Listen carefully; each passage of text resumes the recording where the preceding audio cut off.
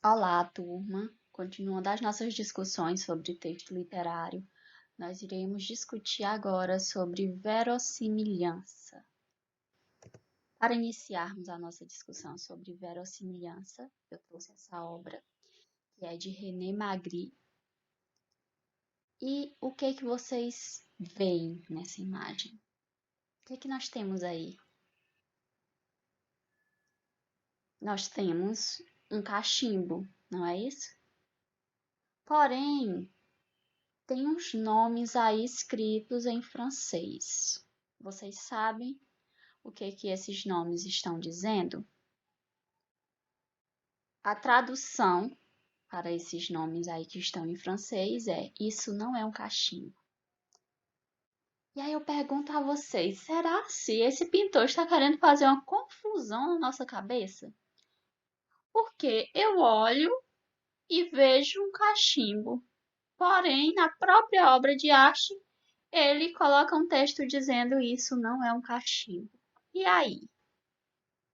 Como é que a gente vai entender isso, já que eu estou vendo um cachimbo e ele diz que não é?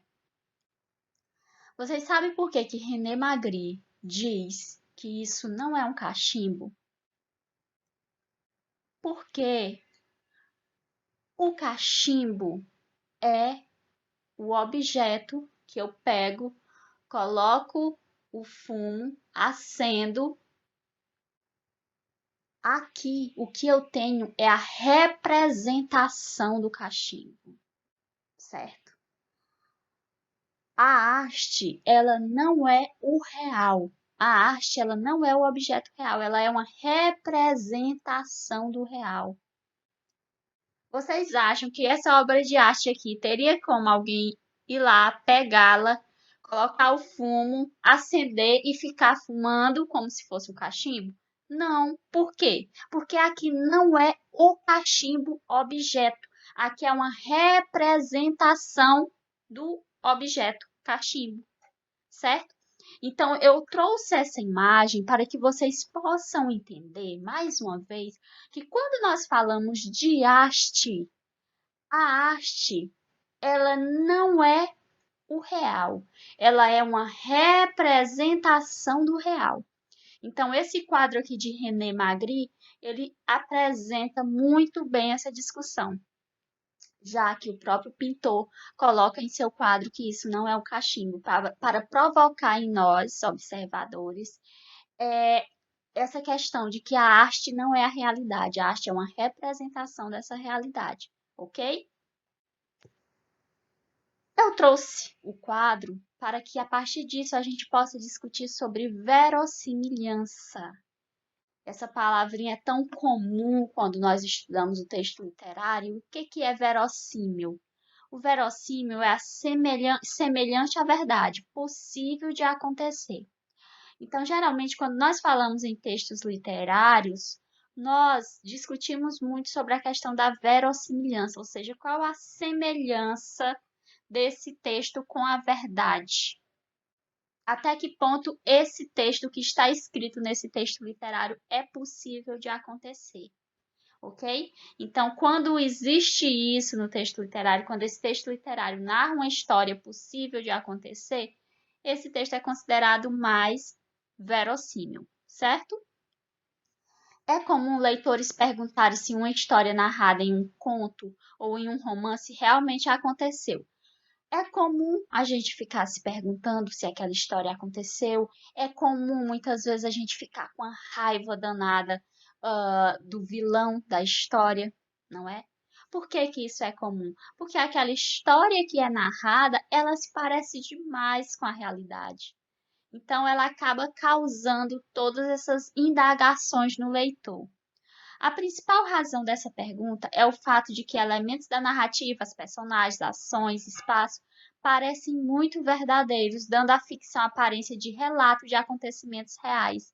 Então, o que acontece ali na ficção dialoga demais com a nossa realidade. Por isso que muitas das vezes a gente fica se perguntando, mas será se isso aqui é só invenção mesmo do autor?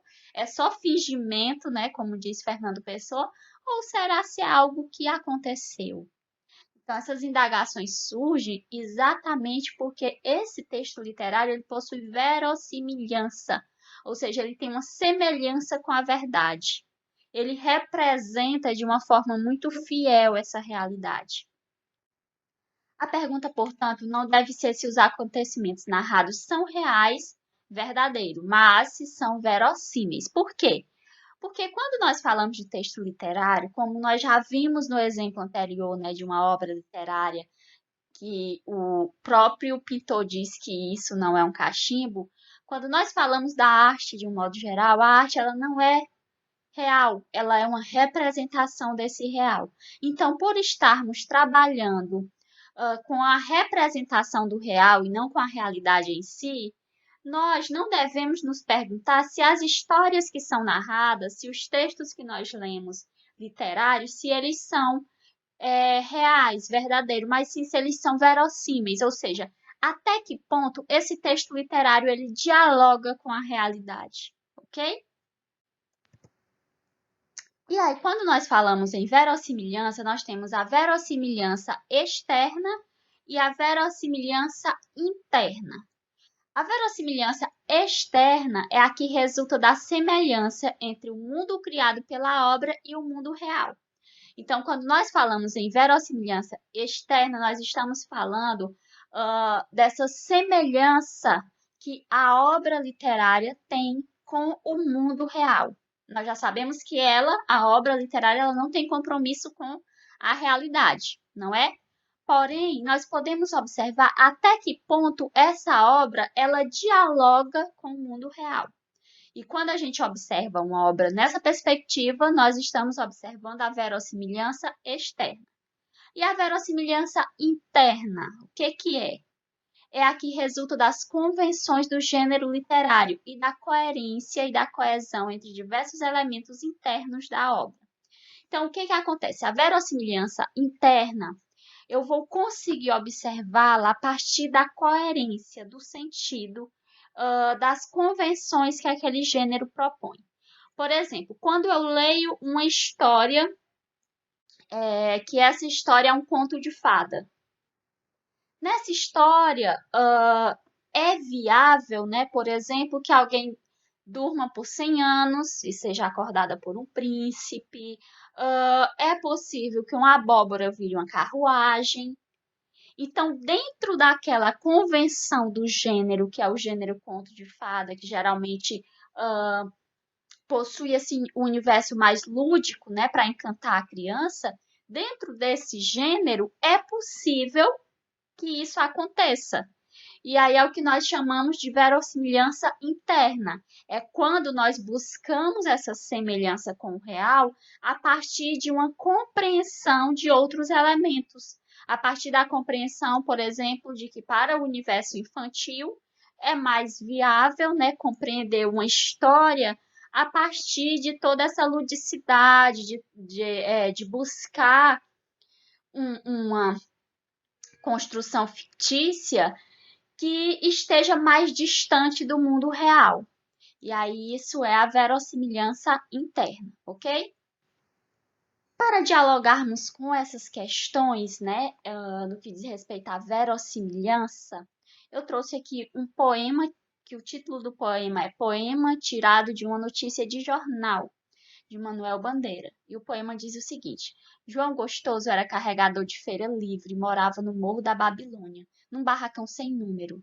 Uma noite, ele chegou no bar 20 de novembro, bebeu, cantou, dançou, depois se atirou na Lagoa Rodrigo de Freitas e morreu afogado. O que é que nós temos aqui? Nós temos uma verossimilhança externa, não é isso? Por quê? Porque se nós observarmos, por mais que se trate de um poema, mas esse poema dialoga com o real. Observe que até o próprio título diz o quê? Que é um poema tirado de uma notícia de jornal. Ou seja, quantas vezes nós não ouvimos ou lemos uma notícia de jornal que fala sobre pessoas que vivenciaram uma situação parecida com a de João Gostoso, não é isso? Então, aqui é um poema verossímil. Ele dialoga com o real. Ele busca uma representação da realidade, ok? E esse poema de Manuel de Barros? poema diz o seguinte: o menino ia no mato e a onça comeu ele. Depois o caminhão passou por dentro do corpo do menino e ele foi contar para a mãe. A mãe disse: mas a onça comeu você? Como é que o caminhão passou por dentro de seu corpo? É que o caminhão só passou reteando o meu corpo e eu desviei depressa. Olha, mãe, eu só queria inventar uma poesia. Eu não preciso de fazer razão. O que é que nós temos aqui? Se nós formos observar o que nós acabamos de falar sobre verossimilhança externa e interna, o que nós temos aqui é o que nós chamaríamos de verossimilhança interna, ou seja, para buscarmos a coerência desse texto, é preciso compreendermos o gênero, compreendermos quem é o eu lírico. E aí eu pergunto a vocês, quem é o eu lírico? Quem é a voz que fala dentro desse poema? A voz que fala dentro desse poema é a voz de uma criança. Eu tenho certeza que todos vocês conhecem alguma criança. E as crianças, elas geralmente utilizam muito a imaginação. Elas gostam de falar de coisas assim que no mundo real a gente sabe que não existe. Então, observe que aqui, esse eu lírico, essa voz que está falando dentro do poema, que é a voz de uma criança, ela só está querendo criar uma poesia. Nesse universo mágico, nessa imaginação dela, isso é possível de acontecer. A onça comer ela, depois um caminhão passar por dentro do seu corpo. Mas tudo isso só é possível nesse espaço da imaginação, certo? Então aqui a gente observa que é uma poesia que já dialoga mais com essa questão da verossimilhança interna, para buscarmos a coerência desse texto, buscarmos um diálogo com o mundo real, é preciso que a gente compreenda um pouco sobre a imaginação infantil, quanto as crianças elas conseguem imaginar coisas que no mundo real não são possíveis de acontecer, ok? Essa foi a referência utilizada e um abraço a todos e todas.